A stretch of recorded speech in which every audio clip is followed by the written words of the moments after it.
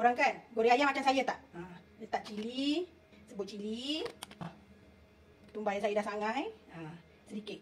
Kita gaul sampai dalam kali sikit. Okey. Okey. Masukkan daun limau purut ni.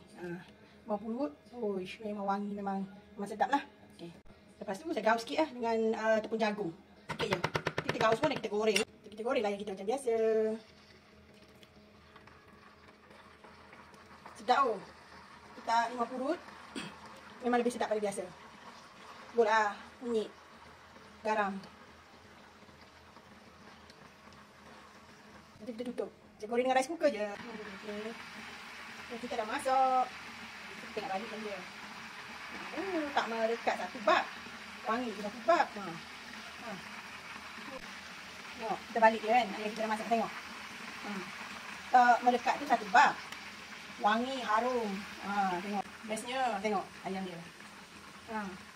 Kita sabar nak makan dengan nasi panas ni. Tengok. Tak melekat satu bab. Wangi, harum, sedap. Sedapnya. Goreng ayam macam ni. Lain pada lain tapi memang sedap. Okey, bye.